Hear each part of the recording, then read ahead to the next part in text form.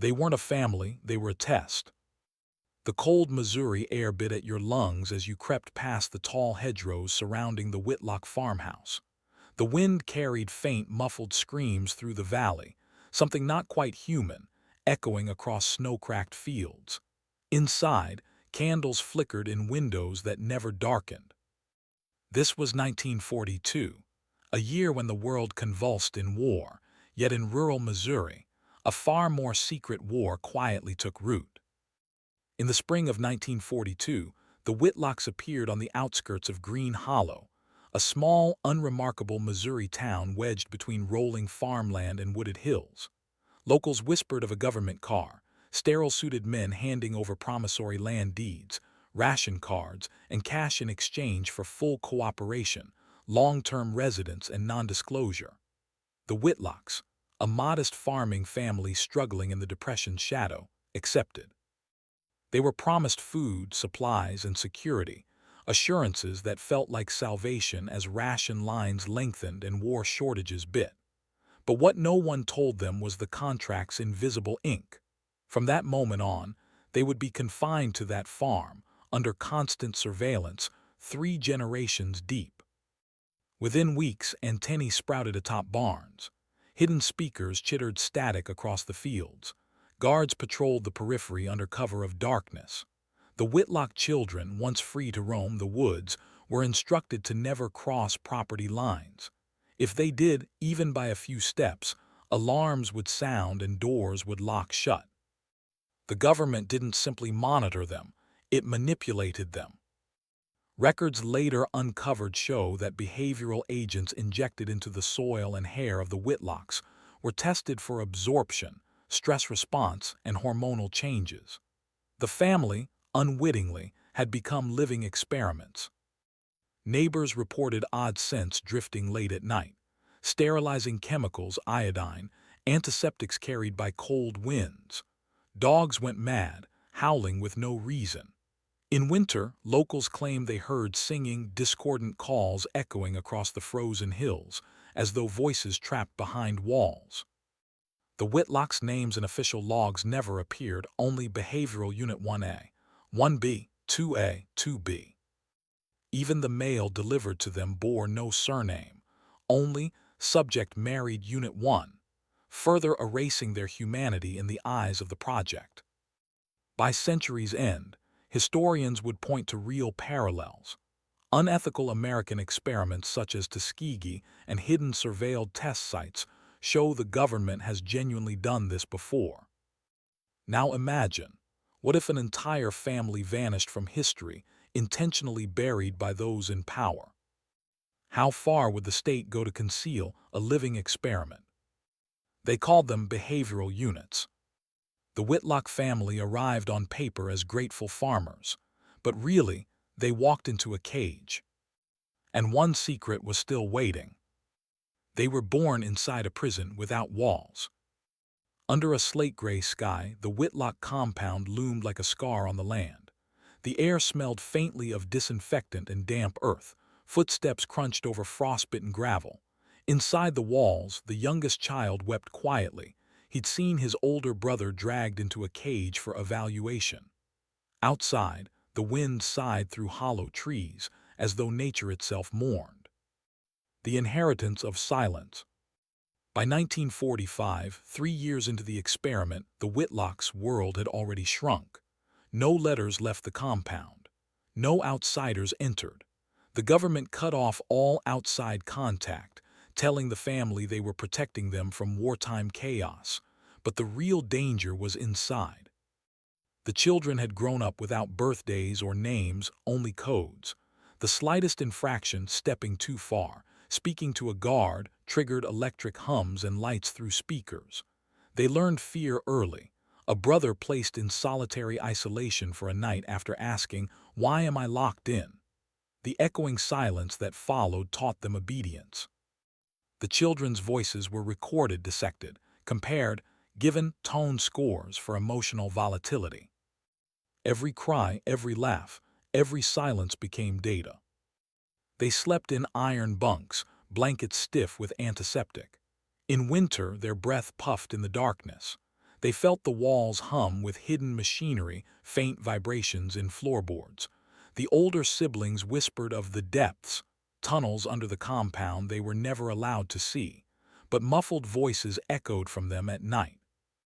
In 1952, a baby born during a blizzard labeled Subject 2C developed odd markings across her skin, a map-like rash that glowed faintly under ultraviolet lights.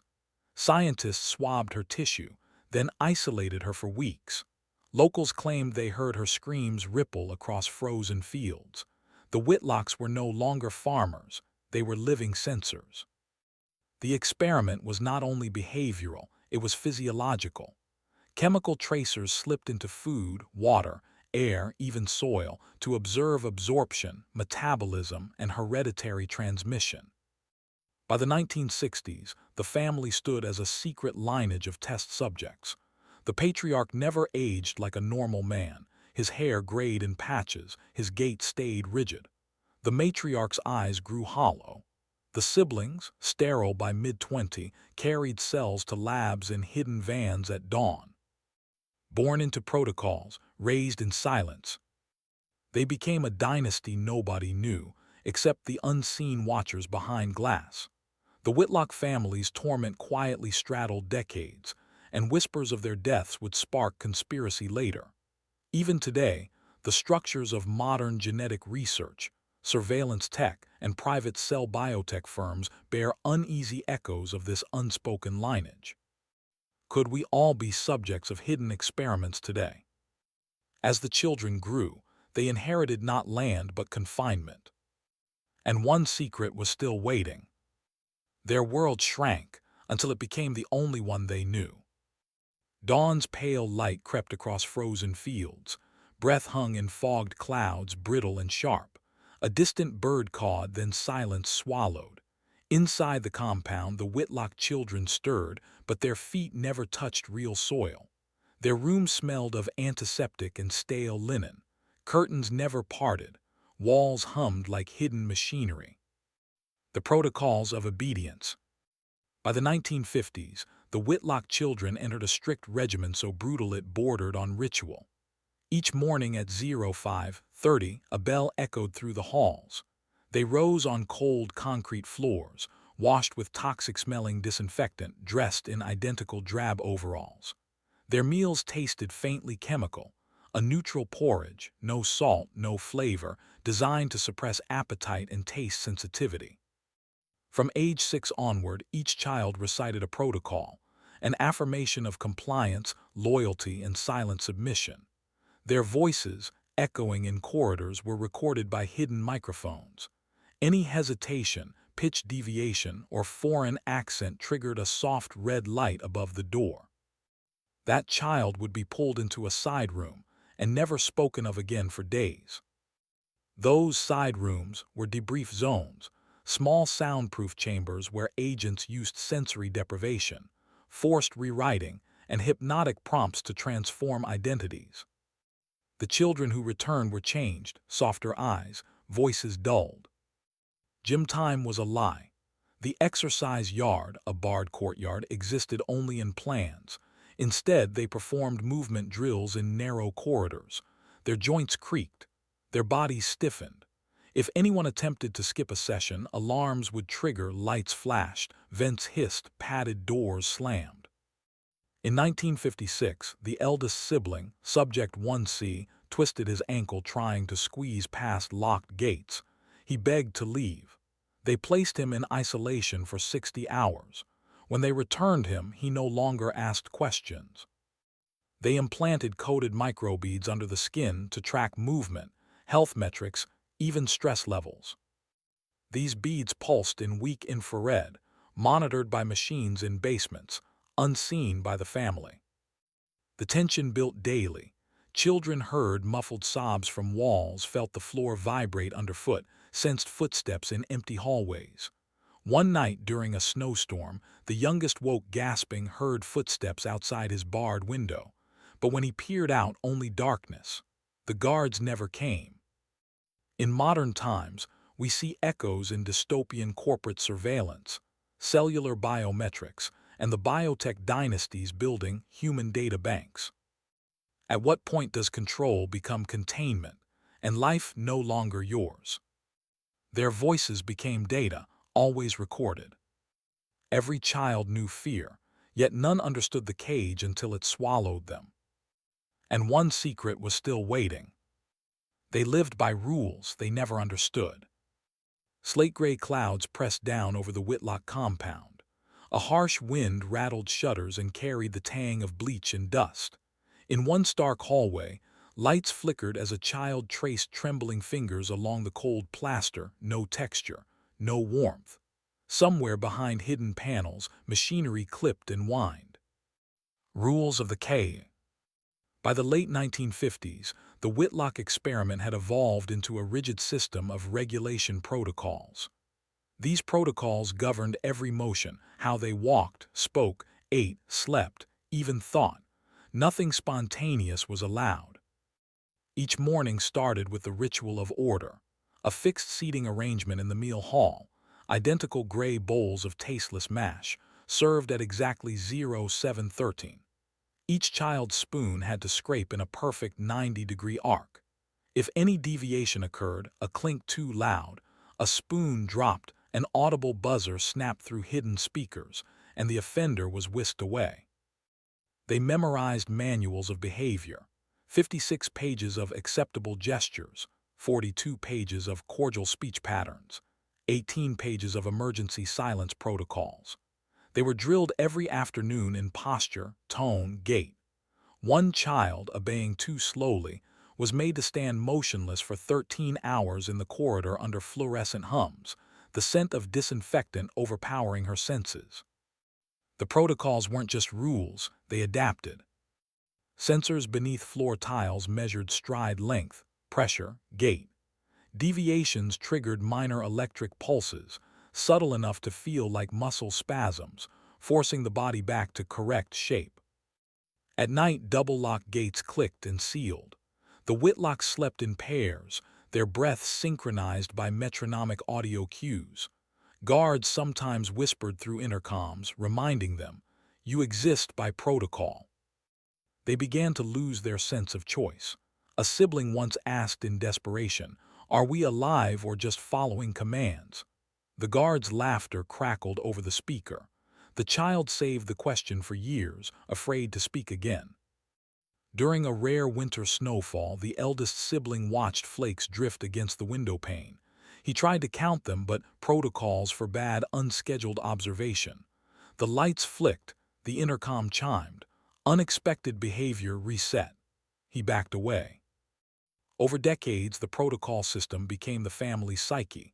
Rebellion was internal, hidden, silent. Some children mentally mapped forbidden zones, edges of awareness they dared not cross. Others surrendered entirely. The system began writing new rules itself. Algorithms in basement labs would push new lines into the behavior manuals, updated each quarter based on lab findings of stress response, compliance drift, and emotional decay.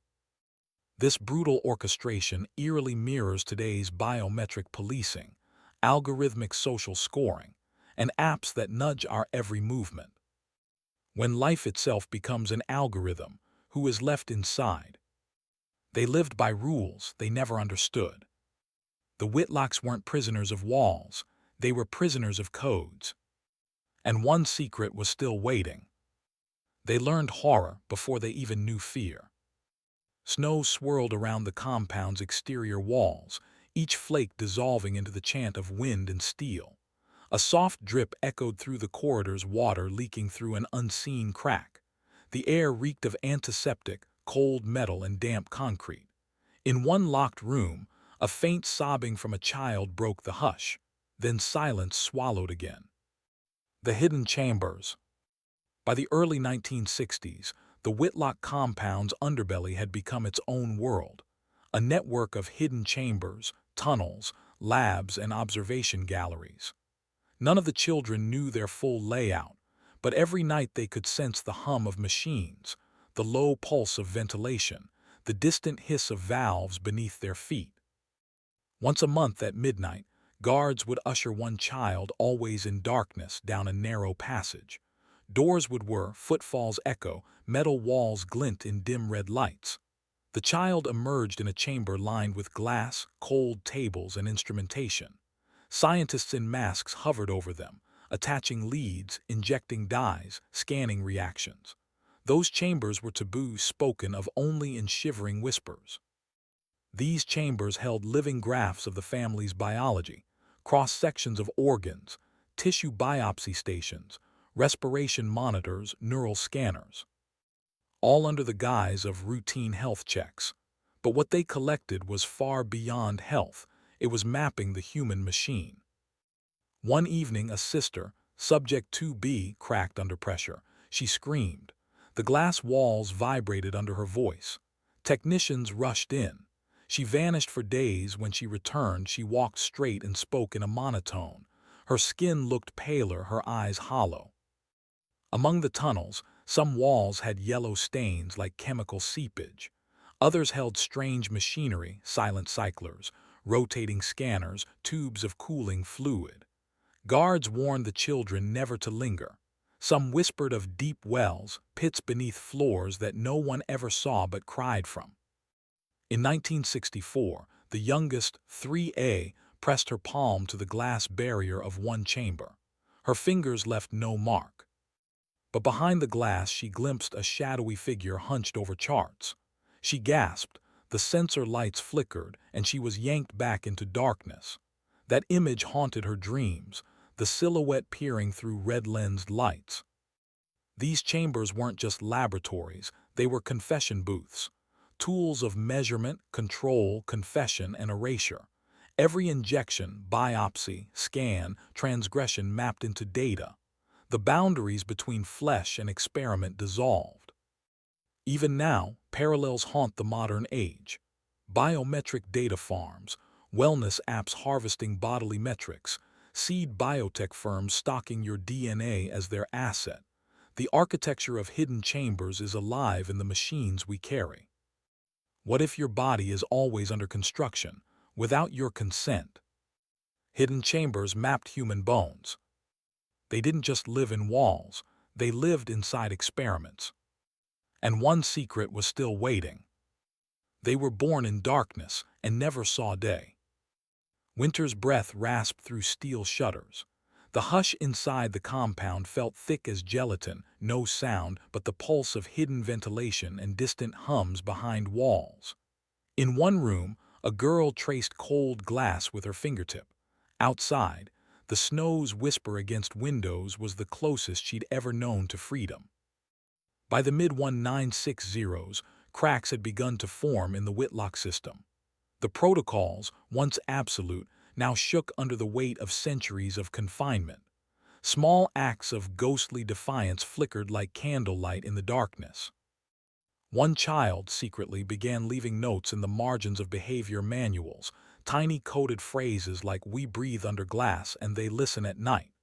They pressed these scraps into vents, hoping someone might read. Another sister, during a forced meditation hour, hummed a tune forbidden just a few bars. The intercom snapped, "Cease singing, cease." But the echo lingered in memory. These whispers were recorded, transcribed, and cataloged. The experiment's overseers didn't merely punish defiance, they harvested it. Each rebellious act became data, scored for severity, potential contagion, risk of escalation. The very whisper of revolt became part of the experiment. On a bitter January night, Subject 3C slipped a pebble into a vent grill. It rattled once, then fell, a single metallic tap echoing in corridor silence. Guards came, lights swiveled overhead, and the child was pulled away. For days, no one spoke of her. When she returned, her eyes flicked sideways, haunted. The maze of vaults and hidden pipes seemed to map itself in her dreams. Tension mounted in hushed breaths. One sibling lay awake, hearing muffled sobbing from deep tunnels, the faintest trace of other captives, or their own voices echoed by the machinery. The walls vibrated with subsonic feedback, the floors hummed synchronized with heartbeats. Even now, the modern world sees similar shadows. Whistleblowers in biotech, surveillance leaks, encrypted protest messages. These whispers are the currency of resistance. The Whitlocks, hidden rebellions, foreshadow today's digital whispers against algorithmic control. When every whisper is recorded, what is rebellion worth? They whisper despite the cameras. Their silence cracked just slightly, but in that fracture possibility stirred. And one secret was still waiting. The year was 1967. Outside the compound, America was changing, protests, music, revolutions, but deep in the frozen heart of Missouri, the Whitlock children lived as if time itself had stopped. Inside those walls, the air was heavy with disinfectant and silence. The ticking of ceiling vents and the faint hum of fluorescent lights were the only proof the world was still moving. The mirror room. At the age of 12, each Whitlock child was led to a door marked only with a number and a black glass panel. Inside, a circular room lined entirely with mirrors. No corners, no exit, only reflections. In the center stood a single chair. They were told to sit, to stare, and to speak truth. For hours, unseen voices asked questions through hidden speakers. Who are you? What is your purpose? Do you love your family? Each answer was recorded, analyzed, and compared to hundreds before it. If the tone wavered even slightly, the lights dimmed and the voice whispered, "Reset." The mirrors weren't mirrors at all. Behind them stood observation booths, where psychologists and officers documented micro-expressions, heart rate, pupil dilation. Every self-reflection was, in fact, surveillance, a simulation of introspection designed to fracture identity. One girl, Subject 3B, began refusing to speak. For days they kept her under the light, waiting for her will to break. She finally whispered, "If I don't answer, I still exist." The session ended abruptly. Her file was later marked high-risk cognitive independence. She disappeared from group records. Over time, those sessions changed the family. The children stopped using personal pronouns. They said we instead of I, function instead of feeling. The compound wanted unity without individuality, perfect subjects without selves. The government reports called it cognitive calibration, phase III. Its stated goal: to observe long-term ego disassociation under controlled lineage. When local power grids failed one winter, a technician stumbled upon a secondary data feed labeled Mirror Room Behavioral Archive. What he saw made him resign within hours. He claimed the footage wasn't just observation, it was manipulation, looping images of the children's own faces speaking commands back at them. Today, psychologists studying social media addiction and AI-driven identity manipulation find haunting parallels. Algorithms now reflect our behavior, reward compliance, and punish deviation, just like the mirror room. How much of who you are belongs to you, and how much was taught to obey? The mirrors were never mirrors at all. Their minds had been rewritten, not by violence but by reflection. And one secret was still waiting. Imagine being so powerful that even your bloodline becomes a curse. For centuries, the Habsburg family ruled vast empires from Spain to Austria, shaping Europe's destiny with one simple rule: keep the blood pure. But purity has a price. The Habsburgs believed they were chosen by God, destined to reign eternally. To keep their divine lineage untouched, they married their own cousins, nieces, even uncles and nieces. Generation after generation, the family tree stopped branching and started curling inward. By the 1500s, the results were horrifying. Their portraits told the story before the doctors ever could: elongated jaws, drooping lips, and hollow eyes. A single look could reveal the curse of the Habsburg jaw. King Charles II of Spain was perhaps the darkest embodiment of this curse. His family called him El Hechizado, the Bewitched.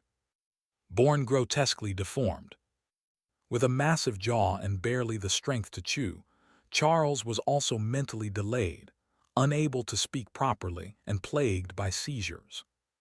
Doctors said his body could not digest nor reproduce.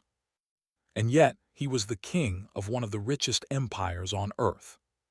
Behind closed doors, priests whispered that he was born from sin. Midwives claimed they saw shadows in his room. And courtiers feared that the royal bloodline had angered God himself. When Charles II died childless in 1700, the mighty Habsburg Empire began to collapse from within, torn apart by wars and rival claimants. It was as if the curse had finally collected its debt. Historians today know the cause: generations of inbreeding. But what's haunting isn't just the science, it's the symbolism. The Habsburgs, obsessed with control and legacy, destroyed themselves through the very purity they worshipped. Their downfall wasn't political, it was biological, inevitable. The bloodline that ruled the world couldn't save itself. And here's the eerie twist. Even centuries later, geneticists have traced remnants of their disorders across Europe, faint but undeniable echoes of that cursed bloodline. It's as if their legacy refuses to die, quietly haunting history itself. So here's the question. If power truly corrupts, what happens when it seeps into your blood? In the misty heart of medieval Romania, one family's name would echo through the centuries, whispered in fear, twisted into legend. The Draculesti dynasty. Their crest bore the image of a dragon, but history remembers them by another symbol, the stake.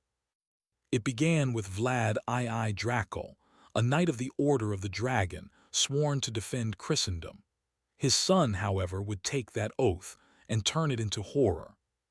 His name was Vlad III, known to the world as Vlad Tepes, the Impaler. To his enemies, he was a monster. To his people, a savior. And to history, a curse that refused to die. When Vlad's father was betrayed and murdered by rival nobles, something inside him broke. He returned from captivity, with an icy vengeance burning through his veins. In a single night, he invited hundreds of his enemies to a feast, and when they raised their cups to drink, his soldiers surrounded them. By dawn, every guest was impaled on stakes outside his castle walls, their bodies twisting in the sunrise like a forest of the damned. He ruled by terror, cleansing his lands with blood and fire. But here where the curse deepens. Those who served him often died mysteriously. Some vanished in forests, others were found drained of blood. The peasants began to whisper that the Draculesti had made a pact with the devil himself. Even centuries later, locals would swear that on stormy nights, they could see torches flicker in the Carpathian ruins, as if the Impaler's spirit still stalked the mountains. The family's line fractured after his death, wars, betrayals, executions. But their reputation endured. And 400 years later, when Bram Stoker searched for inspiration for his novel Dracula, he found a name buried in dusty archives: Vlad Dracula. The world's most famous vampire was born, and with it, the Draculesti curse was immortalized. Historians call him a brutal ruler shaped by chaos. Romanians call him a hero who saved his homeland from invasion. But legends, they call him something else. They say his cruelty didn't die with him. It seeped into the soil, into the castles, into the blood of his descendants. The curse of the Draculesti wasn't just about death. It was about legacy, a legacy so dark even fiction couldn't escape it. So ask yourself, when a man drenches his hands in blood to protect his land, does the land ever wash it away? For more than 300 years, the Romanov family ruled the vast empire of Russia, from frozen Siberia to the Black Sea. They were untouchable, God's chosen rulers on earth. But in the twilight of their dynasty, the divine light dimmed, replaced by shadows, whispers, and a child's bleeding curse. It began with a birth, a long-awaited son, Alexei Romanov, the heir to the throne. The empire rejoiced, until doctors revealed a secret that would haunt the royal bloodline. Alexei suffered from hemophilia, a genetic disease that prevents blood from clotting. A single bruise, a nosebleed, even a stumble could kill him. The Tsarina, desperate to save her child, turned to a strange mystic, a peasant monk named Grigory Rasputin. He was a man surrounded by rumors, healer, sinner, prophet, and manipulator. And he had power. With nothing but his touch and prayer, he could calm the boy's bleeding. The royal family began to see him as a messenger from God. But the court saw something else, a demon in holy robes. As Rasputin's influence over the Tsarina deepened, the empire's faith in the Romanovs began to rot. Nobles plotted, the people starved, and revolution burned in the streets. By 1917, Russia had had enough, and the family that ruled for centuries was suddenly prisoners in their own palace. In July 1918, the curse reached its end. The Romanovs, Nicholas, Alexandra, and their 5 children were led into a small basement in Yekaterinburg. They were told it was for their safety. But then, a single gunshot shattered the silence. Within minutes, the royal family was gone, executed in cold blood. The bullets, the bayonets, the screams, all swallowed by history. But here, where the curse refuses to die. For decades, their bodies were hidden, their deaths denied, their spirits mythologized. Impostors appeared across Europe, claiming to be the lost Princess Anastasia. Even now, conspiracy theories whisper that one Romanov child escaped, that the bloodline still hides among us. Historians see a tragedy born from arrogance and blindness. But beneath it lies something older, a divine irony. The Romanovs, who believed themselves chosen by God, met their end not in a palace, but in a basement. Their crowns stripped, their bodies burned, their legacy buried in ashes. And yet the curse lives on. In the endless cycle of power, privilege, and downfall that every empire seems destined to repeat. So here's the question. Does divine right protect, or doom those who claim it? They were called the godfathers of the Renaissance. A single family that built empires not with armies, but with money, art, and manipulation. The Medici dynasty, patrons of Michelangelo, Da Vinci, and Botticelli, turned Florence into the jewel of Europe. But beneath the marble statues and sacred chapels ran a river of blood.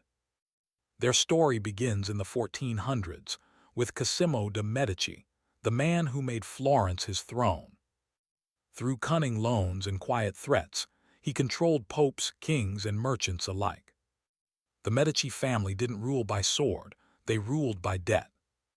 And in a world where loyalty could be bought, the Medici were the richest hunters alive. But power, once tasted, becomes an addiction. Each generation pushed further, scheming, seducing, and murdering to protect their grip on Florence. By the time Lorenzo the Magnificent rose to power, the Medici family's wealth had turned divine, and their enemies multiplied. Then came the night of April 26, 1478. Easter Sunday. Lorenzo and his brother Giuliano entered the grand cathedral of Florence. As the choir sang, daggers flashed. The rival Pazzi family struck, a conspiracy blessed by the Pope himself. Giuliano was stabbed to death before the altar. Blood splattered the marble floors of God's house. Lorenzo escaped barely, but the curse had begun. From that day forward, death stalked the Medici name. Sons murdered fathers, daughters poisoned husbands. Even popes from their own bloodline fell victim to betrayal and corruption. Historians later found traces of arsenic in the bones of multiple Medici rulers, suggesting that within their very palaces, they were killing each other. The grandeur of Florence, the paintings, the sculptures, the cathedrals, all born from the same hands that mixed poison into wine. It was as if beauty and death were the Medici's 2 children. When the last Medici heir, Anna Maria Luisa, died in 1743, she left behind one last act of defiance, a will ensuring that all Medici art would remain in Florence forever. A city preserved, but a family destroyed. Even today, their name carries an eerie echo, proof that behind every masterpiece lies a shadow. Can beauty born from blood ever be called divine? The Medici built beauty, but bathed in poison. The Medici curse reminds us, every empire built on ambition must one day pay in blood. And in the silent halls of Florence's museums, their ghosts still watch. But one secret was still waiting. The next dynasty's hunger for purity would unleash a darker curse than any before. They built the most beautiful palace in the world, but they didn't see the guillotine being built outside its gates. The House of Bourbon was one of Europe's most dazzling dynasties, kings and queens who lived as gods, believing the sun itself revolved around them. Their symbol was the golden lily. Their motto, "The king's will is law." But power that blind becomes a curse, one that ends not with rebellion but with a blade. It began with Louis XIV, the Sun King, who turned Versailles into a living dream, endless gardens, gold ceilings, and mirrors reflecting eternity. Every breath, every whisper, was designed to remind the world that he was divine. But beneath the perfume and powdered wigs, the cracks were already forming. The people starved while the royals danced, and the curse was spreading through the bloodline. Generations later, that arrogance reached its peak in Louis XVI and Marie Antoinette, a young couple trapped between divine tradition and revolution. While France bled from famine, they held lavish balls and wore diamond crowns. Marie, only a teenager when she became queen, was raised to believe she ruled by heaven's right. Her infamous phrase, "Let them eat cake," may be myth, but her indifference was real. In her private diaries, historians discovered signs of severe emotional collapse, hallucinations, paranoia, and dreams of drowning in red wine. Even she felt the walls closing in. As whispers of rebellion grew louder, the palace gates became prison bars. And then July 14, 1789. The French Revolution exploded. The monarchy was abolished. The divine bloodline faced mortal judgment. On a cold January morning in 1793, Louis XVI stood before the guillotine. He looked to the crowd, silent, trembling, and whispered, "I die innocent." Moments later, the blade fell. The blood of kings soaked the cobblestones. 9 months later, Marie Antoinette followed. Her last words, "Pardon me, sir, I didn't mean to," spoken to the executioner after stepping on his foot. Their deaths didn't end the curse, it evolved. For generations, surviving Bourbons tried to reclaim their thrones, only to fall to assassination, exile, or madness. The last Bourbon king of France, Louis Philippe, fled into the night disguised as a commoner, the same fate his ancestors once imposed on peasants. Can any bloodline built on divine arrogance escape the justice of its own people? They danced in gold while their people starved. The House of Bourbon reminds us, the higher you build your palace, the closer you are to the lightning. And in the next family's story, that lightning would strike from within. But one secret was still waiting, a dynasty so cursed, even their portraits began to bleed. They ruled the church like a crime family. And even God couldn't save them from themselves. The Borgia family rose from Spanish obscurity to become one of the most feared names in Renaissance Italy. Their legacy, a mixture of power, seduction, and whispered sins so dark the Vatican still refuses to speak them aloud. For a brief, shining, and horrifying moment, they owned the papal throne itself. But the price of divine power was eternal damnation. It began with Rodrigo Borgia, a cunning cardinal who clawed his way up the church hierarchy through money and manipulation. In 1492, he bought the papacy literally and became Pope Alexander VI. From that moment, the Vatican became his family's kingdom. His illegitimate children, Cesare and Lucrezia Borgia, became his generals, diplomats, and weapons. But this was no holy family. It was a dynasty built on poison, lust, and betrayal. During his coronation, witnesses claimed to see black smoke rise from the incense burners, an omen, they said, that the devil himself had entered the Holy See. As Pope, Rodrigo ruled with iron greed. He threw feasts where servants drowned in wine vats. He blessed assassins in the name of God. And his son Cesare, brilliant, beautiful, and merciless, became the model for Machiavelli's The Prince. Cesare was the perfect predator, smiling, as he slaughtered entire families who stood in his way. His sister Lucrezia was no less dangerous. Her charm disarmed men before her beauty destroyed them. Rumors whispered that she wore a ring filled with poison, twisting it open at dinners to slip death into her guests' cups. By 1503, the curse began turning inward. During one lavish feast, a poisoned wine meant for enemies was mistakenly served to the Pope himself. Rodrigo died screaming, his skin blackening, his mouth foaming. Cesare survived barely. But the empire they built crumbled overnight. Centuries later, scientists examining their graves discovered high traces of arsenic in both bodies, confirming the legend. The family that poisoned others had been devoured by their own weapon. The Borgias were erased from history books, their names synonymous with sin. But their shadow lingers in every corrupt empire that masks greed as holiness, and in every ruler who believes they can play God without consequence. How many prayers does it take to wash away a dynasty's sins? The Borgias turned confession into conspiracy. Their fall was not the end, only a warning. Because the next family would prove that bloodlines don't need poison to destroy themselves. Sometimes madness is enough.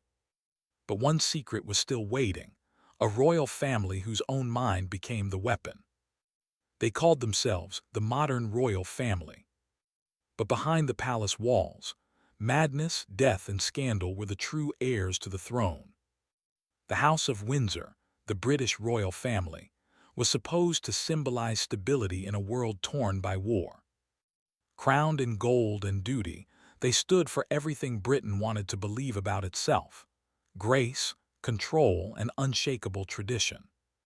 But in truth, their crown was forged not from gold but from grief, silence, and sacrifice. The curse began long before Queen Elizabeth II ever took the throne.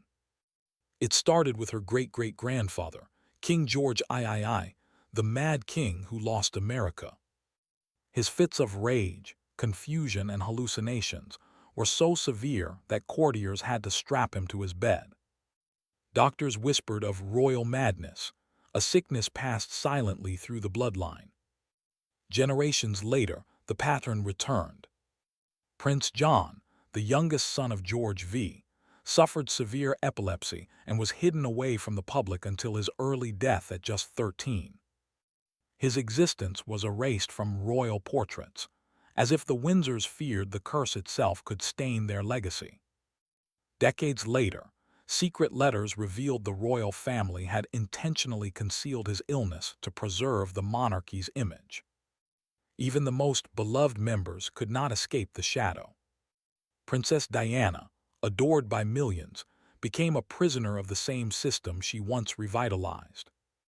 Her marriage to Prince Charles, arranged, cold, and loveless, unraveled beneath the public eye.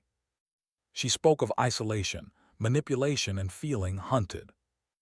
Then came August 31, 1997, the Paris tunnel, the flashing lights, the crash. The people's princess was gone, and the world turned its grief into suspicion. Investigations later revealed missing security footage, inconsistent reports, and a car part that mysteriously vanished, fueling a theory that Diana's death wasn't an accident, but a silent scandal. The Windsors have survived world wars, divorces, and death. Yet their image remains fractured, polished on the outside, haunted within. Even today, whispers follow them. Mental illness, estranged heirs, hidden children, and royal secrets buried beneath the gardens of Buckingham Palace. Can a family built on silence ever escape the noise of its own guilt? The Windsors remind us that no empire, no matter how modern, escapes its ghosts. And just beyond their glittering gates, another family was living a different kind of nightmare. One not in castles or courts, but deep beneath American soil. But one secret was still waiting. A family chosen for an experiment history was never meant to remember. They were promised a home. Instead, they were given a cage. In the quiet hills of rural Missouri, during the height of World War II, the Whitlock family was offered a deal too good to refuse. Government men in dark suits promised them land, food, and lifelong security, in exchange for participation in what was called a social resilience study. They called it the Whitlock Project. But it was never a study. It was an experiment in isolation. At first it seemed harmless. A fenced compound built around their farmhouse. Government rations delivered monthly. Routine health checkups by strange doctors who took more notes than words. The Whitlocks signed the papers. They didn't realize they just signed away their freedom. By 1943, the road leading to the Whitlock farm was removed from county maps. Official records listed the land as abandoned agricultural property. The family wasn't allowed to leave, not even to attend funerals or church. Every letter they sent was intercepted. Every visitor turned away for national security reasons. Locals began to whisper. They said on still winter nights, you could hear screams echoing from the valley, long, distant cries that carried through the frost. No one dared to investigate. The war was on, and the government had bigger secrets to hide. Inside the compound, the Whitlocks began to change.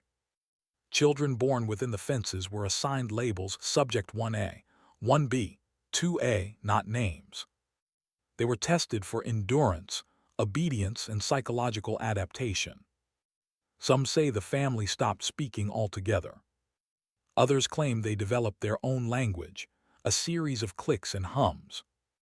Whatever it was, by 1955, not a single Whitlock had left the property in over a decade. Then nothing. Silence. The project files vanished. No graves, no birth certificates, no death records. It was as if the Whitlocks had been erased from history. How many experiments like this were buried under the flag of patriotism? Decades later, in 1979, an investigative journalist named Eleanor Briggs uncovered declassified military documents marked Behavioral Units, Mo 12. Inside, she found references to Subject Family W. Not citizens, not humans. Behavioral units. The final file contained a photograph. 6 figures standing in front of a farmhouse, faces blurred. Eyes scratched out in black ink. On the back, one sentence was typed in red. Observation complete. Termination authorized. They weren't a family, they were data. The Whitlocks had become ghosts before they were ever declared dead. But one secret was still waiting. Someone survived, and decades later they came back. The deeper the investigators dug, the more it became clear this wasn't a family, this was a cult of survival. Hidden in the basement of the old Barrow estate beneath rotten planks and rusted pipes, they found a leather-bound book. Inside, pages smeared with something dark, something that wasn't ink. Each page carried a name, and next to every name, a date of disappearance. At first, they thought it was a death record, but the truth was far darker. It was a ledger, a record of those who had joined the pact. Every 20 years, a new ritual was held, and a new life was taken to preserve the line. The Barrow family believed their fortune, their land, and their strange longevity depended on feeding something ancient, something buried beneath their home. Local legends had long spoken of the Hollow One, a nameless figure that haunted the forests after sundown, said to whisper promises of wealth and power to those who dared listen. The Barrows weren't just listening, they were obeying. When the town's priest tried to intervene in 1927, he disappeared without a trace. His last sermon, found in his desk, read, "The children of Barrow have traded light for blood, and now the earth itself demands its due." Investigators found symbols carved into the basement walls, identical to ancient Norse runes for sacrifice and binding. A circle of black candles surrounded a stone slab, and on that slab lay dozens of bone fragments, scorched as if by fire. Forensic testing decades later proved what no one wanted to believe. Those bones didn't belong to animals. They belonged to people, some adults, but many shockingly young. Every attempt to expose the Barrow Pact ended in tragedy. Journalists vanished. Police records mysteriously burned in a station fire. Even one of the lead investigators, Henry Klein, lost his sanity after visiting the site. His final report ended abruptly, with a single line scrawled in shaky handwriting. "It watches from the hollow." And then nothing. But here's the strangest part. Every generation of the Barrow family lived unnaturally long lives, untouched by the plagues and poverty that ravaged the town. Yet their eyes, as one villager once said, never blinked the same again. The deeper you look, the more one thing becomes clear. They didn't escape the curse. They became it. When workers began excavating near the old Barrow estate in 1952, they weren't looking for horror, they were laying pipes. But as their shovels struck something solid beneath the soil, everything changed. The foreman said it felt like hitting stone, but it wasn't stone. It was bone. Massive, blackened, and fused together like something ancient had been buried alive. Authorities were called, expecting to find an old burial ground. But what they unearthed was far stranger. A massive circular pit lined with limestone, sealed with iron nails, and filled with hundreds of broken relics. Crucifixes, old family heirlooms, melted silver coins, and tiny jars of what appeared to be blood. And in the center, a single figure carved in obsidian, its face blank, its hands outstretched as if waiting for something. The markings on the pit walls matched those found inside the Barrow basement. This wasn't just a burial, it was a containment. Old letters recovered from the Barrow archives told the same chilling story. "The hollow must not open again. The blood binds it still. Should the last line fail, the darkness will return to claim the dead." Historians later confirmed that the Barrow family's land sat atop an ancient pagan site, once used by settlers in the early 1600s to perform appeasement rituals. They believed something beneath the earth demanded offerings to keep the land fertile. But as centuries passed, those rituals turned darker, blood replaced grain, screams replaced prayer. The Barrows inherited not only the land but its curse, and every generation was taught the same lesson: never stop the ritual. When the rituals finally ceased after the last known Barrow died in 1949, strange things began happening. Farm animals were found mutilated in geometric patterns. The soil turned black around the estate's borders, and the locals reported seeing shadowy figures crawling out of the nearby marsh after dusk. One farmer, Jacob Reed, recorded his last entry before vanishing. "It's calling from the pit again. The ground hums at night. I can hear it whisper my name." To this day, the excavation site remains sealed. Every time a new team tries to reopen it, their permits vanish in bureaucratic limbo. Locals swear the government covered it up, that the Barrows didn't just guard a secret, they contained something the world was never meant to see. Some say the thing beneath the Barrow estate still stirs, feeding on the silence, waiting for a new voice to call it forth. And if the whispers are true, It doesn't want to be buried anymore. In the autumn of 1973, a small team of geology students from the University of Bristol arrived in the quiet valley where the Barrow estate once stood. Their mission was innocent, to study soil composition and mineral decay. But innocence doesn't last long in cursed ground. 2 days into their dig, they struck something that didn't belong. Beneath the layers of clay and ash, they uncovered a section of stone engraved. The markings matched no known language, yet felt disturbingly human, desperate scratches, circles, and spirals that seemed to move when light passed over them. One of the students, Margaret Ellery, kept a field journal. Her notes are the only surviving record of what happened next. The pit hums. You can't hear it at first, not with your ears, but your bones do. It's like the air itself is breathing. That night their camp lanterns flickered, the ground trembled, and when the noise stopped, one of the students, Alan Marsh, was gone. No footprints, no signs of struggle, just a single smear of black soil leading to the pit. Panic set in. The team packed their gear, but before they could leave, the pit gave way, collapsing into a hollow cavity 30 feet deep. At the bottom, they saw it, the obsidian figure, still standing, still waiting. Authorities found the camp 3 days later, equipment scattered, tents slashed from the inside, and Margaret's journal half buried in mud. Her last entry read, "It's not buried, it's rooted. The ground is alive, the hollow breathes through us now." The government's official report dismissed the event as a sinkhole tragedy, but locals weren't fooled. They heard the screams that night echoing through the valley. They saw lights, pale green, and pulsing, rising from the earth like a heartbeat. Afterward, nothing grew in that soil again. Birds avoided it. Even the wind seemed to turn away. But the strangest part came a year later, when Margaret's brother received a parcel with no return address. Inside were photographs of the pit taken from below. In the final image, a shadow can be seen behind the statue, tall, thin. Its outline human, but its face obscured by what looked like roots. To this day, no one knows who took those pictures or how they were sent. But the locals say every 30 years the ground trembles again, as if the hollow remembers the taste of voices. And now it's been 50 years since that night. Some say it's hungry again.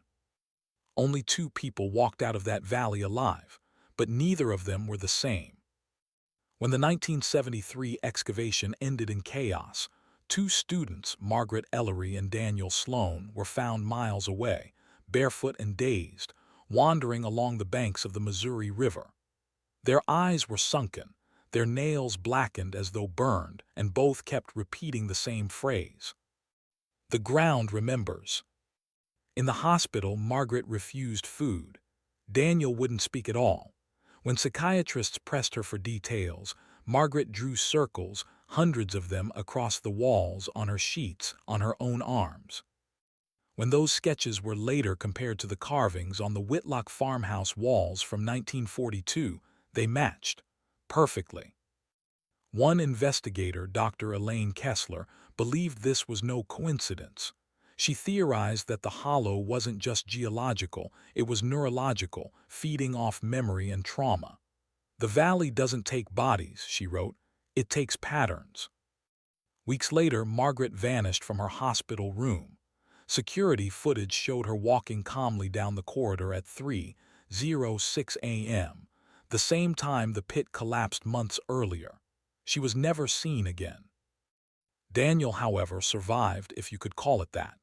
He lived in silence for the next 10 years, working under a new name in rural Nebraska. But when he died in 1983, police found something horrifying in his basement. Hundreds of photographs of the Missouri Valley, each one taken on the same date, year after year, as though he knew when it would awaken again. How did he know the valley's rhythm, and why did he keep going back? The photos, timestamps, revealed something stranger still. Faint silhouettes in the mist, forming what looked like familial shapes, mother, father, child, standing beside the outline of the Whitlock farmhouse that no longer existed. The FBI seized every image, but a few leaked in underground forums decades later. Paranormal researchers now call them the hollow sequence, claiming the missed form's letters spelling Unit 1A, the same label used by government observers in 1942. The question that chills historians today isn't whether the experiment continued, it's whether it ever stopped. The eerie part. Satellite images of that same valley show a pattern of shifting soil, forming a spiral large enough to be seen from orbit. It appeared the same year Daniel died. The valley doesn't bury, it remembers. By the time Daniel's body was found, his fingernails were filled with dirt from a valley hundreds of miles away. But one secret was still waiting, the one hidden in Margaret's final drawing. When investigators finally decoded Margaret's last drawing, it didn't reveal where she went. It revealed what she became. In 1985, 2 years after Daniel Sloan's death, a private archivist named Harold Boone stumbled upon an unmarked envelope while restoring old hospital records from Missouri State. Inside was a faded sketch, circles spiraling inward, drawn in thick graphite strokes, almost carved into the paper. At first glance, it seemed like another one of Margaret's obsessions, but under UV light, a second layer appeared faint, hidden beneath the graphite. The lines formed the blueprint of a farmhouse, not just any farmhouse, the Whitlock residence from 1942, and at the center of the structure, a circle labeled in trembling handwriting, Subject 0. When Boone traced the coordinates that appeared faintly along the edge of the drawing, they didn't point to Missouri. They led to Oak Ridge, Tennessee, one of the classified sites used in the Manhattan Project. Boone contacted the Department of Energy, asking if Subject 0 referred to a wartime experiment. Within 72 hours, his home office was raided, files gone, equipment smashed. He disappeared 2 weeks later. But before he vanished, Boone mailed a copy of the sketch to a friend, a journalist named Helen Cartwright. In her private notes, Helen wrote, "Margaret didn't just see the experiment, she was the experiment." The blueprint wasn't of a house, it was a containment design. Each room represented a generational unit, sealed in isolation, perfectly mirroring the government's classified behavioral resilience compound model drafted in 1942. If Margaret's family wasn't chosen for the experiment, what if her bloodline was created by it? Researchers later compared Margaret's handwriting with documents from the original Whitlock archives. The match was near perfect, even though Margaret was born in 1951, almost a decade after the Whitlocks vanished. How could her penmanship, her sketches, her spiral motifs all mirror a woman who lived 30 years before her birth? Psychologists speculated that trauma imprints can transmit through generations, what they called epigenetic inheritance of fear. But others whispered something darker, that the Whitlock experiment didn't test behavior, it replicated it. As if memory itself could be rewritten, copied, and reinstalled, like an old program running on a new machine. She didn't draw her memories, she drew her programming. Helen Cartwright tried to publish her findings in 1986. 2 days before the article's release, her apartment burned down, no cause ever found. But one image survived the fire, the spiral, perfectly intact. And beneath it, a single phrase written in ash. The seed remembers the soil. But one secret was still waiting. What if the soil itself was alive? The soil beneath the Whitlock farmhouse wasn't dead land, it was breathing. When soil samples from the original Whitlock site were quietly reanalyzed in 1988, decades after the sinkhole tragedy, researchers at a private agricultural lab in Kansas noticed something impossible. The sample's bacterial activity didn't decline after isolation, it increased. Even sealed under refrigeration, it pulsed with microscopic energy, regenerating faster than any known organic matter. At first, they believed contamination was the cause, But the growth pattern didn't match any known contaminant. It followed a rhythm, 33-second intervals of expansion and contraction, like a heartbeat. The lead researcher, Dr. Anya Bell, ran a chemical analysis. The result terrified her. The soil contained trace isotopes identical to those found in Oak Ridge testing grounds during World War II, the same coordinates hidden in Margaret's drawing. It wasn't just dirt. It was a host, a living lattice engineered to respond to human stress hormones, specifically cortisol and adrenaline, meaning the more fear and trauma nearby, the faster it grew. According to declassified fragments from Project Hollow, an Oak Ridge sub-study on psychosomatic propagation, the government had experimented with microbial structures that retain emotional frequency through biogenic imprinting. In plain English, they tried to create soil that could remember pain. What happens when a place literally feeds on fear and refuses to die without it? By 1990, the Kansas facility was abruptly shut down, all data destroyed. Dr. Bell was reassigned overseas, but before she left, she wrote one last note on a piece of lab stationery. It knows what you feel, it adapts. That same year, residents near the old Whitlock site began reporting strange new growths in their gardens, black moss that wouldn't die, even after being burned. Livestock avoided those patches. Dogs howled for hours near the old foundation lines. And in one chilling case, a farmer's son dug up what looked like a child's jawbone wrapped in roots, but forensic analysis showed no organic tissue. It was calcified soil, bone-shaped dirt. Locals now call it the breathing ground. And though most of the valley was bulldozed in the late 90s, satellite thermal scans still show pockets of heat under the surface, poolsing, evenly spaced like veins. The ground doesn't grow, it remembers. When Margaret wrote, "The seed remembers the soil," she wasn't being poetic. She was describing a system designed to keep evolving. And if Project Hollow was real, then the soil isn't just history. It's still alive, waiting for someone to disturb it again. But one secret was still waiting. Who planted the first seed? Before the Whitlocks, before the screams, there was one man, and one seed that should never have been planted. In early 1940, deep within the restricted laboratories of Oak Ridge, Tennessee, a biochemist named Dr. Everett Vail began conducting experiments under the code name Genesis Directive. Officially, his work was classified as agricultural resilience research, creating crops that could thrive under wartime stress conditions. Unofficially, it was something far darker. Dr. Vail wasn't trying to grow plants. He was trying to grow memory. Using irradiated soil infused with human cellular tissue, samples obtained through military hospitals, Vail believed he could engineer an adaptive environment, one that responded to emotional resonance. He wrote in his 1941 notebook, "If a mind can be broken by trauma, perhaps the land beneath it can learn to absorb that trauma, so no man must bear it alone." But trauma doesn't heal when it's shared. It multiplies. When the first experiment succeeded, a patch of soil that pulsed to the rhythm of a dying soldier's heartbeat, Vail became obsessed. He named it the first seed. Witnesses later claimed the soil moved on its own, shaping itself like flesh under pressure. But the most disturbing detail came from Vail's assistant, Clara Hensley.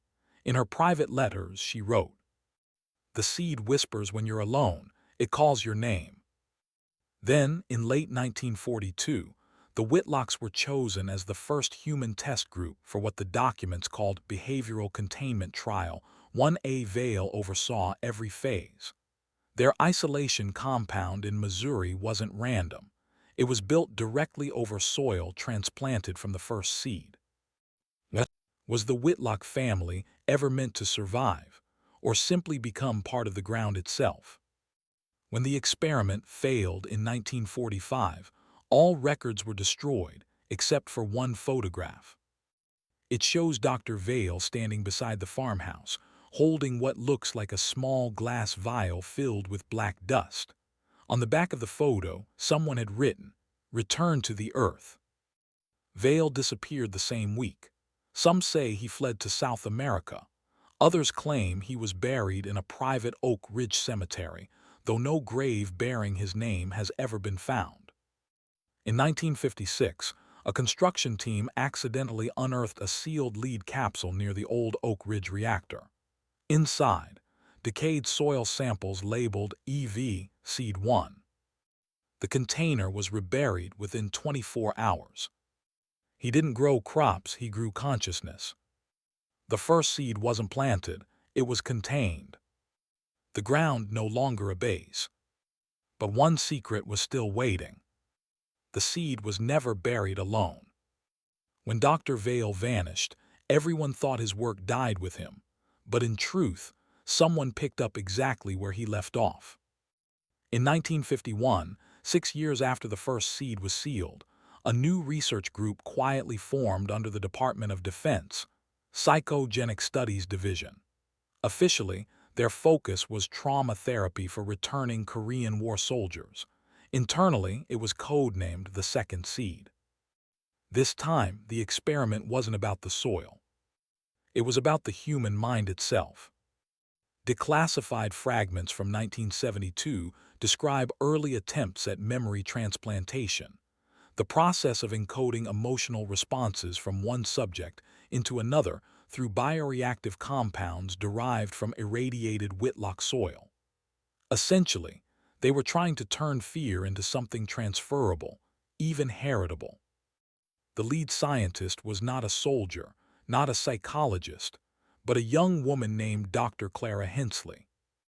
Yes, the same Clara who once assisted Everett Vale. Her personal letters revealed a chilling confession. Vale wanted to grow memory in soil. I want to plant it in blood. Using tissue samples recovered from the Whitlock site, labeled Subject 1A through 1D, Hensley began fusing them with volunteer DNA to replicate behavioral inheritance. The test results showed something horrifying. Subjects began exhibiting identical stress responses, identical dreams, even identical handwriting patterns, despite never meeting. If emotion could be cloned, could the original soul be too? By 1953, 4 living prototypes existed, known internally as the Hensley Four. They were housed in isolation, raised to believe they were ordinary orphans. Each was studied for empathic synchronization, but after 6 months, communication between them broke down. They stopped speaking. They began drawing spirals. On June 9, 1954, the facility went dark. Surveillance logs captured one final frame before blackout. 4 children standing in a circle, facing each other, mouths open, as the lights above them flickered in rhythmic intervals. When power was restored, all 4 were gone. The room was empty except for a single note pinned to the wall. The soil remembers the seed. Government reports labeled the event a containment failure.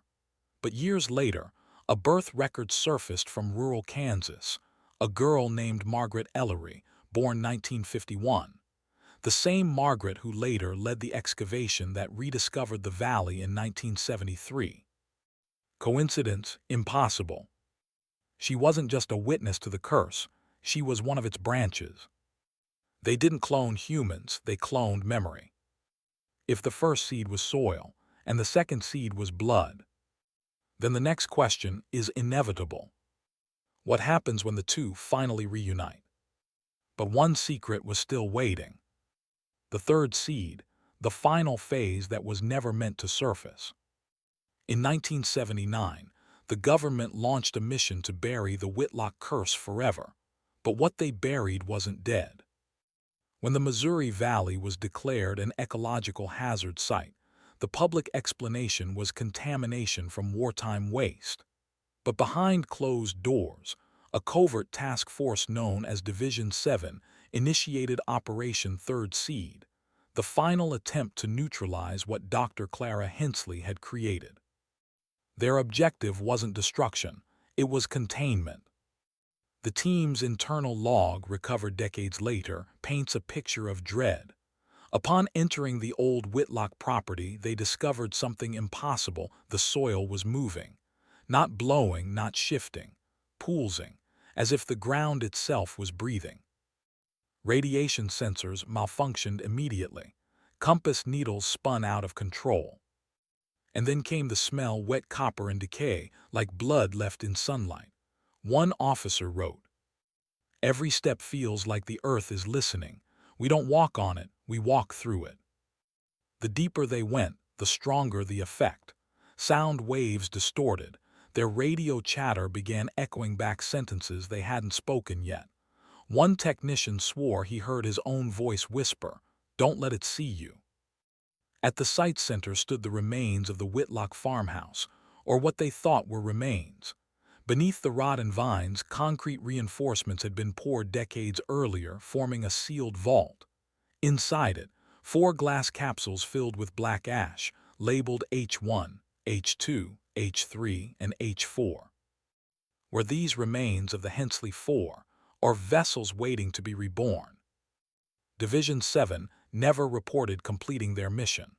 The last transmission at 22:41 reads only, "The ground opened. We're losing light. It's not soil, it's breathing through us." Signal cut. All personnel were declared missing. 2 weeks later, their equipment was found miles downstream, coated in a fine black dust. The report was sealed, the site bulldozed, and the area listed as private federal land. But one photograph from the investigation escaped. It shows an agent standing near the vault, holding what looks like a vine in his gloved hand. Upon closer inspection, the vine appears to have fingers. And beneath that image, handwritten in blue ink, the third seed took root. Modern geneticists, reviewing the recovered materials, found something beyond terrifying: traces of human DNA within the soil fibers themselves. The third seed wasn't a substance, it was a fusion.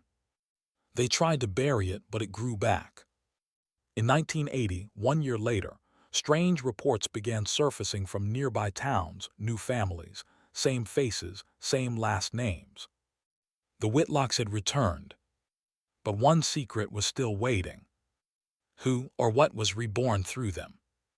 In 1980, the Whitlocks came back, but not as people. The first reports came from a quiet Missouri town named Milford's Hollow, roughly 12 miles from the old Whitlock property. Locals started whispering about a new family who'd moved into the abandoned farmhouse at the edge of the valley. A husband, a wife, and 2 silent children, all pale, polite, and unsettlingly perfect. Their surname, Whitlock. When town records were checked, no birth certificates existed, no social security numbers, no previous address. It was as if they had materialized out of nowhere. Within weeks, strange phenomena spread through the town. Cattle miscarried. Tree roots broke through concrete foundations overnight. People reported voices humming through their walls at 3 a.m., deep, rhythmic, and almost melodic. Then came the sightings. At night, the new Whitlock children were seen standing motionless in their backyard, staring at the soil as if waiting for something to speak. A local pastor described seeing the boy kneeling in the dirt, whispering, "It's almost ready." Authorities dismissed the talk as hysteria until Sheriff Nolan Pierce vanished. His patrol car was found idling on Route 9, headlights on, doors open, and the radio still transmitting.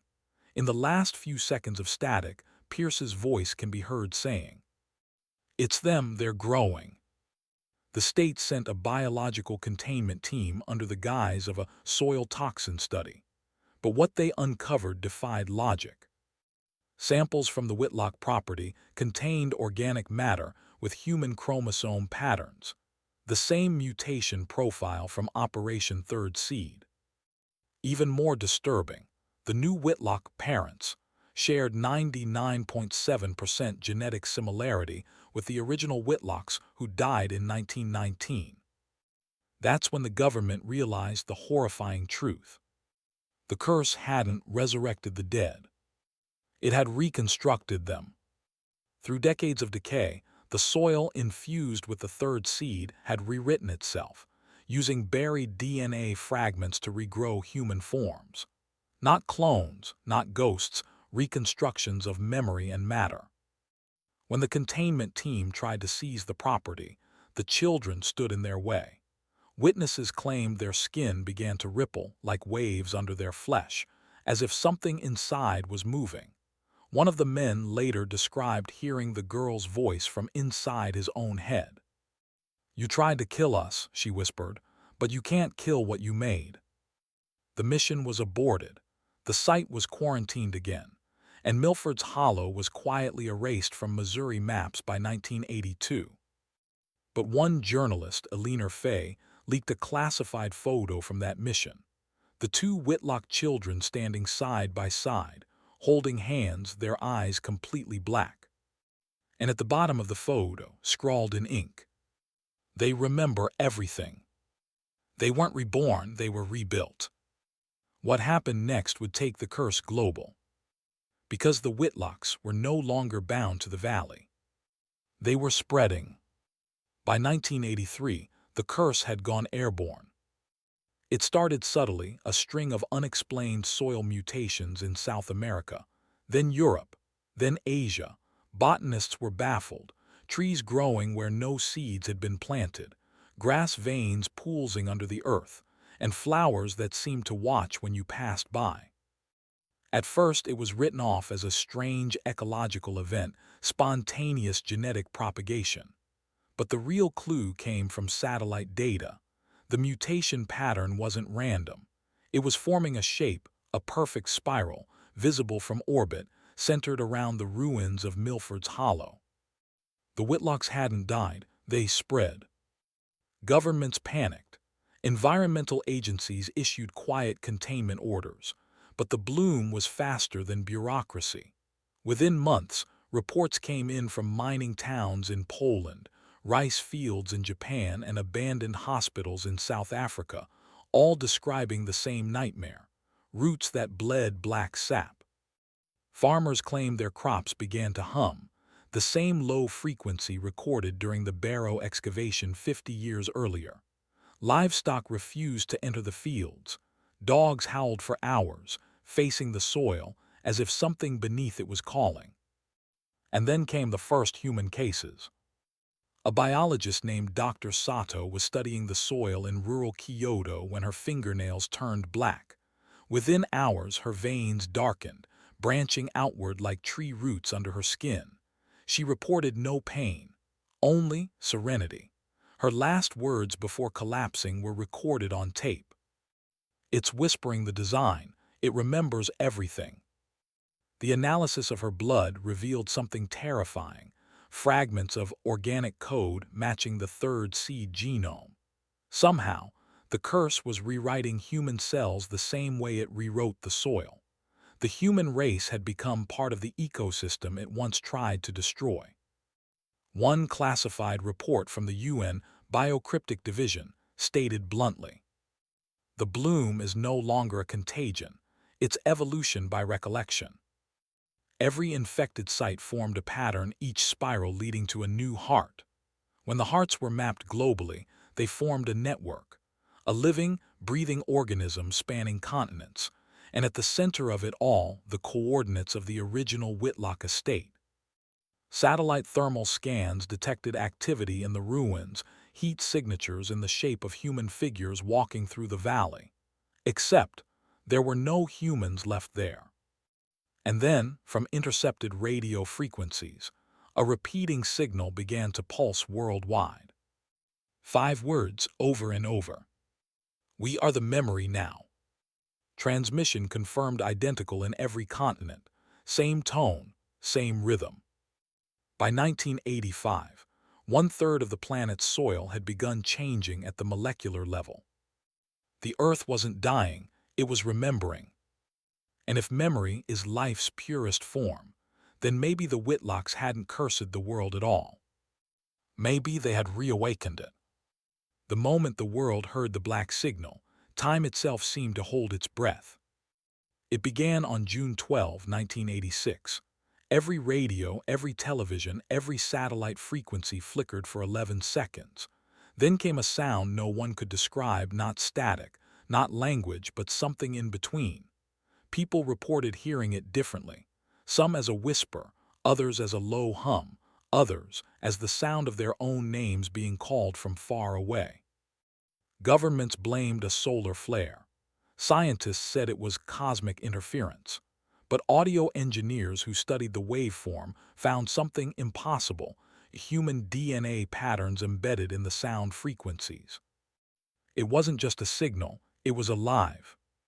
Shortly after the event, mass hallucinations began across continents. Farmers in Kansas described seeing figures made of ash walking across their fields. Miners in Ukraine heard voices echoing through solid rock. Entire villages in Brazil reported identical dreams of a house surrounded by endless cornfields, and a woman standing in the doorway, whispering. We remember the roots. When the recordings from different countries were analyzed, the woman's voice print matched perfectly. It was the same in every language, every dialect, every continent. The voice belonged to Eliza Whitlock, presumed dead since 1954. The UN Biocryptic Division traced the origin of the black signal to one source: coordinates in rural Missouri, the original Whitlock farm. But when a special operations unit arrived, they found no building, no structure, just a massive crater filled with pulsating roots glowing faintly beneath the soil, as if the earth itself was breathing. One of the soldiers recorded his final transmission before vanishing. It's speaking in light. It's showing us what came before humans. The Earth's first thought. The recording cut to silence. What if the Whitlock experiment wasn't designed to study resilience, but to awaken it? Maybe the family hadn't been the subjects of a government experiment at all. Maybe they'd been the catalyst, the human vessel meant to bridge memory and matter. In 2024, researchers at DARPA revealed an unsettling breakthrough: a neural resonance pattern identical to the 1986 black signal, discovered accidentally during brainwave synchronization tests. The same frequency still hums faintly in our atmosphere today, 7.83 Hz, known to scientists as the Schumann resonance, or what ancient texts call the Earth's heartbeat. The signal never ended, we just stopped listening. But deep beneath Missouri, the frequency was changing again. Something or someone was preparing to respond. The awakening fields. Would you like me to continue with section 28, where the world begins to physically transform under the influence of the signal? By 1988, the ground began to breathe. Farmers in Missouri, Argentina, and Romania all reported the same phenomenon: entire acres of soil rising and falling rhythmically like lungs beneath the earth. Crops that should have withered under frost stood tall and vibrant. But when people stepped onto the fields, they said it felt warm, pulsing, as if the soil itself was alive. At first, scientists claimed it was methane expansion, a geological anomaly. But then came the shadows, human-shaped silhouettes forming within the wheat at night, moving in perfect unison with the wind, even when there was no wind at all. And the strangest part: the patterns those fields made from above matched the Whitlock family genealogy charts. Every field a bloodline, every crop a descendant. In March 1989, a team from the Biocryptic Division installed thermal scanners in the largest living zone in Missouri. What they recorded changed everything. The temperature pulses weren't random. They followed a heartbeat rhythm identical to a human infant. That same week, 14 newborns across the state were born with faint spiral-shaped birthmarks on their chests. All of their mothers had reported strange dreams, a voice saying, "We remember what the earth forgot." One of the Bobbies, born to a nurse named Lillian Carter, uttered its first word before it could even crawl, a whisper caught on hospital audio logs. "Eliza." The Whitlocks were returning, not as ghosts but as inheritance. When the soil samples from these fields were examined under electron microscopes, the roots revealed microcellular structures identical to human nerve tissue. The fields weren't growing crops anymore. They were growing memory networks. The Earth was learning. Across the globe, these networks began to connect, one heartbeat syncing with another. Satellite scans captured waves of electromagnetic activity spreading across continents like ripples in a pond. Each wave corresponded with spikes in human emotional distress, riots, mass hysteria, even violent outbursts. It was as if the planet's pulse had merged with our collective psyche. What if the Whitlock experiment succeeded, not in isolation but integration? What if humanity had never been separate from the experiment at all? In 2023, a Harvard soil biology report confirmed that over 60% of global farmland now contains unknown microbial intelligence. It reacts to stress, communication frequencies, even emotional energy in nearby humans. Some call it evolution. Others call it the awakening fields. The Earth isn't dying, it's remembering. And then, for the first time since 1942, a faint hum began beneath the original Whitlock crater, the same hum recorded in Eliza's final diary entry. But this time it answered back. She had been dead for 70 years, but the soil still remembered her heartbeat. In October 1990, a seismic anomaly was recorded beneath the ruins of Milford's Hollow, Missouri. It wasn't tectonic. The tremor pulsed in intervals of 72 beats per minute, matching a resting human heart.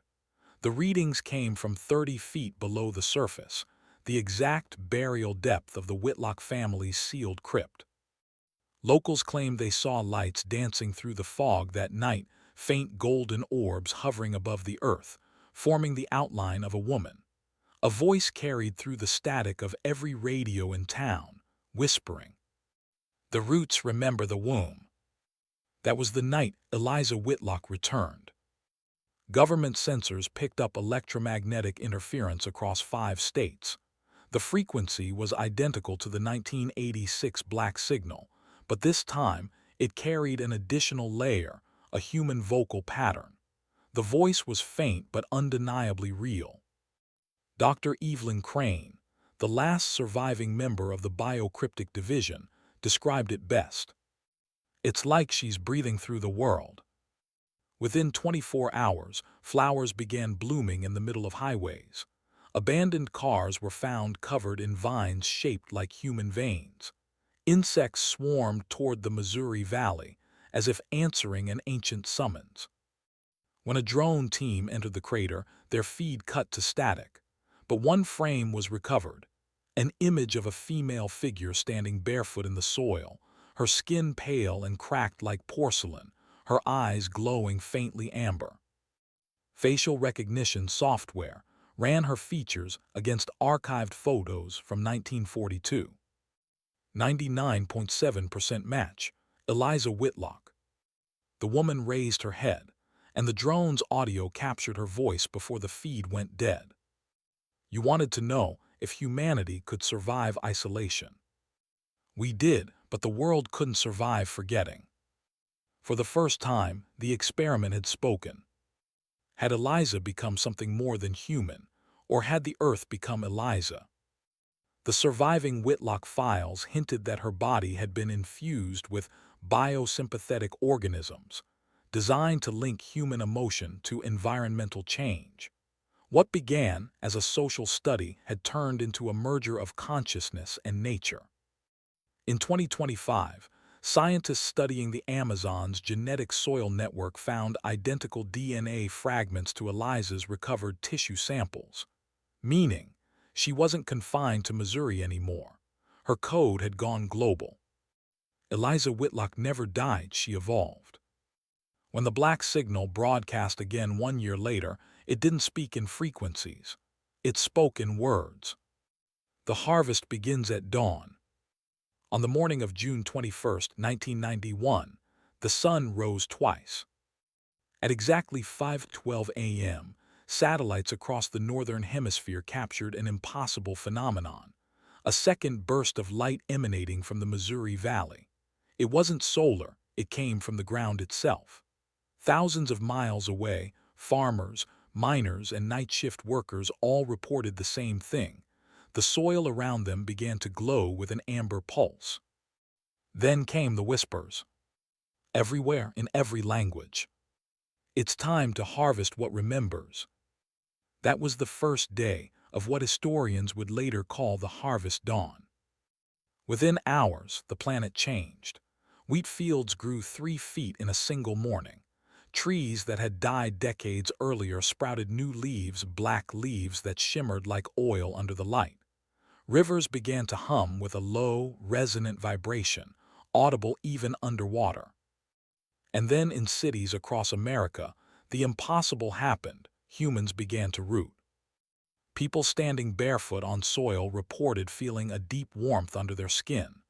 Then, slowly, faint root-like veins appeared across their legs and arms, pulsing in rhythm with the same frequency that had been measured beneath Missouri. It didn't hurt. It connected. Doctors tried to isolate patients showing these signs, but within days, isolation was meaningless. The transformation was everywhere, from children in playgrounds to soldiers in desert outposts. When the global media broadcast the footage, the world saw her again. Eliza Whitlock, standing in the Missouri Valley, surrounded by the glowing harvest, her eyes reflecting the sky like liquid amber. She raised her hands and the fields moved with her, like a sea following its moon. And then she spoke. Her voice carried not through speakers or screens, but directly into every human mind on Earth.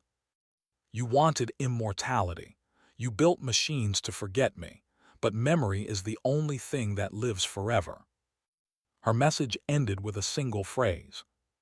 The world will not die, it will become. What if evolution was never about progress, but about returning? What if humanity wasn't being replaced, but rewoven into the oldest intelligence on Earth? In 2025, researchers at MIT confirmed a strange global anomaly. Human DNA now contains trace elements of chlorophyll. Our cells are adapting to absorb light. The line between plant and person is fading, just as Eliza predicted decades ago. The second sunrise wasn't the end, it was the awakening. But while the world embraced its new dawn, one signal pulsed from the dark side of the planet, a different frequency, deeper and colder. Something else had awakened, and it was Eliza. Just when the world thought Eliza had unified the living, something older started whispering back. 2 weeks after the harvest dawn, astronomers detected an inverted pulse, a deep, subharmonic tremor resonating from the Earth's core. It wasn't natural. The vibration was precise, structured, and intentionally timed. It countered Eliza's amber frequency by exactly 1 octave below a perfect mirror tone. They called it the hollow frequency. At first it seemed harmless, a faint background hum beneath the planet's rhythm. But soon, the soil that once pulsed with warmth began to darken. Crops started decaying overnight, turning to black dust that shimmered under starlight. In some regions, people who had rooted during the harvest began convulsing violently, their veins turning cold, their eyes turning pale white. Something was rewriting Eliza's design. Global observatories traced the signal to a single source, an abandoned mine in Arkansas, less than 300 miles from the original Whitlock site. Inside, geologists discovered a vast chamber filled with black, crystalline structures that seemed to grow from the stone itself. When exposed to sound frequencies, the crystals vibrated, emitting faint, whispering voices. Recordings of those whispers, when slowed down, formed human words. We were the control group. The Whitlock experiment hadn't ended in one family. It had begun in two. A lost branch of the experiment, known internally as Unit B Theta, had been sealed underground after what government notes described as catastrophic psychic rejection. The Whitlocks had bonded with nature, but the second group, They'd fused with the absence of it. These beings weren't physical anymore. They existed as negative resonance, a void in the living field. Every time the world grew stronger under Eliza's influence, they weakened. And now, as humanity merged with the soil, the hollow wanted equilibrium, balance through erasure. Satellite thermal imagery revealed new black spirals forming across the oceans, spreading faster than Eliza's bloom ever did. Wherever the spirals appeared, light disappeared. Street lamps dimmed. Power grids failed. Even the auroras above the poles began to flicker. If Eliza was the memory of life, was the hollow the memory of death? In 2025, researchers studying low-frequency infrasound near Antarctica recorded patterns identical to the hollow frequency. It's now believed to originate from deep within the mantle, or possibly from something buried inside it. The Earth shadow just found its voice. As the hollow spread, one last transmission came through the black signal network. Eliza's voice, faint, trembling, almost afraid. "It's awake, and it remembers us too." The air around the once mighty empire had grown still, as if the world itself was holding its breath. The marble halls that once echoed with the voices of kings and conquerors now whispered only of ghosts. In the silence, truth finally began to surface. Every empire built on pride must one day confront its shadow, and the shadow had arrived. The same walls that had once protected power were now prisons of memory. The rulers who once thought themselves gods had been reduced to stories told in fearful whispers. The empires they built with blood, gold, and deception were now nothing more than fragile ruins, dust carried by the wind of time. But beneath those ruins, something darker stirred, the realization that the empire's fall was not caused by enemies outside, but by corruption within. Greed, arrogance, and the thirst for control had devoured them from the inside long before a sword ever touched their gates. It was not a battle they lost. It was themselves. Philosophers would later call it the cycle of the great collapse, the truth that no power can last when its roots are poisoned by deceit. From Babylon to Rome, from the czars to the modern empires of greed, history repeated itself. Empires rise not because of strength, but because of virtue. And when virtue dies, the empire follows. Yet among the ashes, a few survived, those who remembered that strength is not in ruling others, but in ruling oneself. They walked away from the fallen empire with nothing but wisdom and scars, and in their silence, they carried the seed of the next age. Because every collapse, no matter how dark, gives birth to something new. The shadow of the empire's fall was not just an end, it was a beginning, a chance for man to remember the truth, that no empire can stand forever, but the spirit that learns from ruin can never be destroyed. And so, as the world turned once more, the echoes of their downfall became a warning, not of despair, but of renewal. For those who walk with awareness know, it is better to rise from ashes than to be buried beneath your own crown. From the wreckage of a fallen world, a small group of wanderers emerged, men and women who refused to let the truth die with the empire.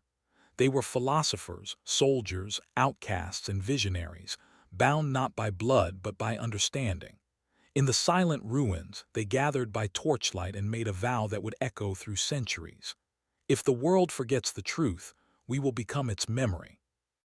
They called themselves the Brotherhood of the Forgotten Flame.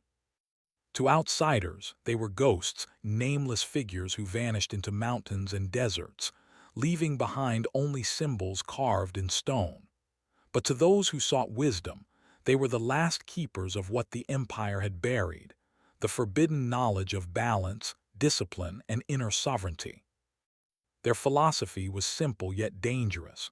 No man should seek to rule another until he has mastered himself. It was a creed the old kings feared, for it stripped the illusion of divine authority from their thrones. And so, when the empire's ashes were still warm, the brotherhood hid, not in palaces or temples, but in the hearts of ordinary people who still dared to question. For centuries, they moved unseen, disguising their teachings as stories, myths, and rituals. The Stoics called them the guardians of reason. The early monks called them the silent watchers, but names never mattered to them. What mattered was the fire, the inner flame of awareness that could not be extinguished, no matter how dark the world became. Each generation, one truth remained the same. Civilizations fall, kings fade, and empires rot, but wisdom endures.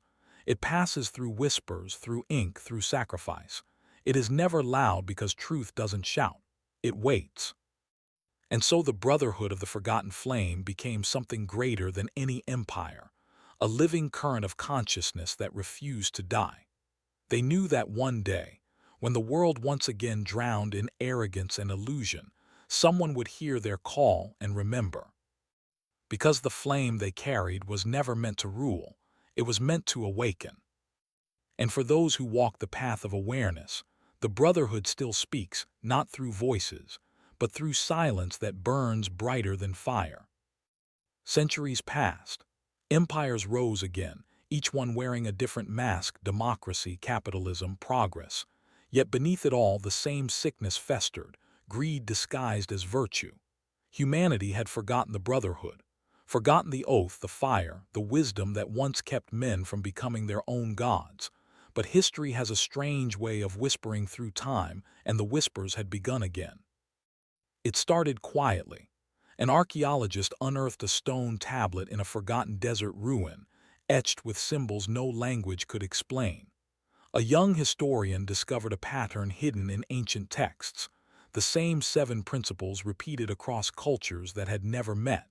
And on the dark corners of the internet, a mysterious document appeared, titled The Code of the Forgotten Flame. At first, no one believed it. The world was too distracted, too addicted to noise. But truth has a way of cutting through chaos. Within weeks, scholars, monks, and digital philosophers began decoding it. The message was eerily familiar, the same philosophy the Brotherhood had sworn to protect. He who conquers himself fears no empire. Soon, people across the world began to awaken, not through revolution or violence, but through quiet rebellion. Men stopped chasing approval. Women stopped conforming to illusion. Individuals began to see the system for what it was: another golden cage built on the bones of comfort. The code spread like wildfire, hidden in podcasts, songs, and films. The symbols reappeared, carved into city walls, painted beneath bridges, tattooed on the skin of those who refused to kneel to modern corruption. It wasn't religion. It wasn't politics. It was awareness, raw, dangerous, uncontainable. Governments labeled it a cult. Media called it conspiracy. But those who understood knew the truth: the Brotherhood had returned, not as men in robes, but as minds on fire. Their ancient code had survived because truth cannot die. It only hides until the world is ready to hear it again. And now the world was listening.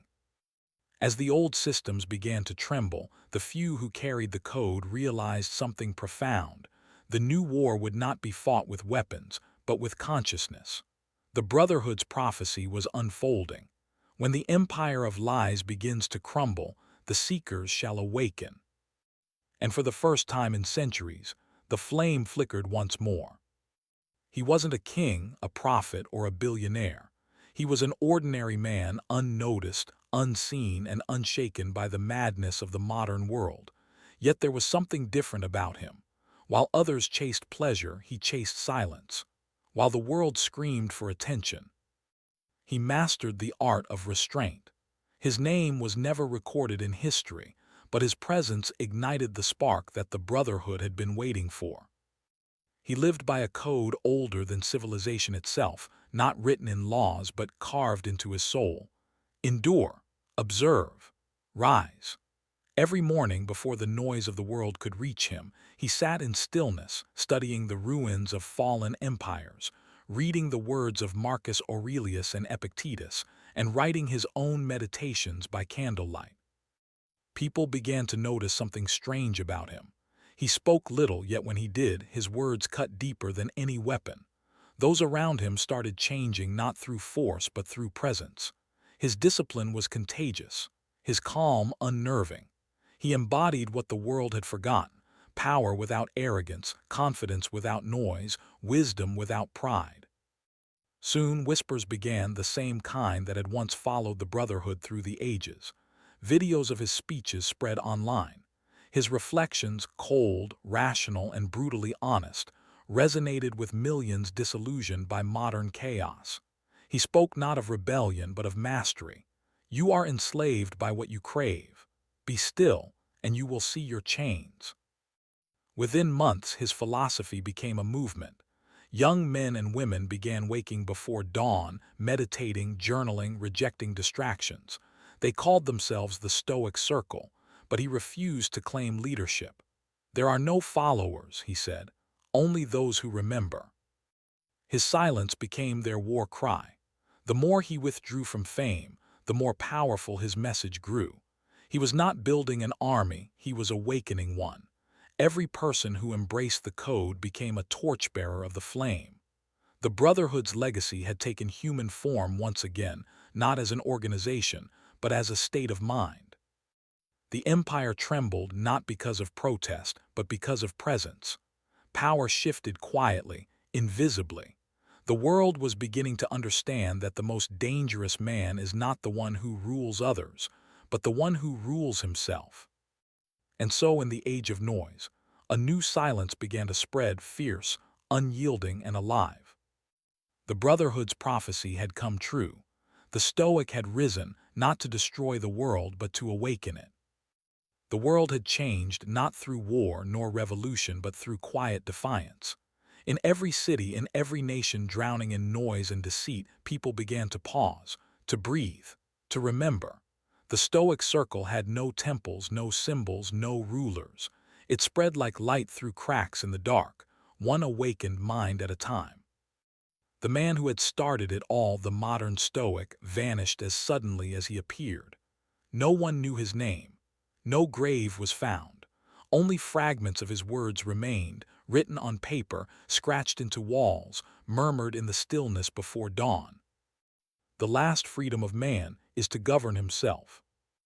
In 2042, a century after the Whitlock experiment began, a historian uncovered a sealed military archive in Missouri, Project Flame. Inside were photographs, journals, and recordings, and among them a signature. The same signature found in the Stoics' lost journal. The initials matched: E.W. Elias Whitlock. The very bloodline that had once been imprisoned in silence had become the voice of liberation. The cursed had become the awakened. The experiment that sought to break human will had instead birthed a philosophy that transcended time. The documents revealed something else. The Brotherhood had been watching all along. Hidden within the Stoic Circle's global network were encrypted transmissions, guiding the movement from the shadows. The forgotten flame never died, it had simply changed hands. As the world entered another age of uncertainty, with machines learning to think and men forgetting how to feel, the teachings of the Stoic Circle spread faster than any algorithm.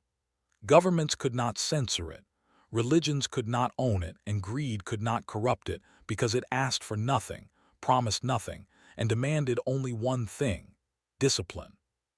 Could it be that the Whitlock experiment was never a tragedy, but the beginning of humanity's evolution? Cities began to fall quiet again. In the midst of chaos, men and women found peace not in wealth, but in willpower. The flame had done what centuries of kings and empires could not: it had restored meaning. In the final recovered message attributed to Elias Whitlock, written in trembling ink before he disappeared, were just 9 words. When the last man stands calm, the world begins. Fire, the cursed, became the awakened. The world didn't end in fire, it ended in understanding. And from its ashes, humanity remembered what it truly was: not subjects, not experiments, not victims, but the keepers of the flame. But deep beneath the Missouri soil, one light still flickered. And it wasn't done burning yet.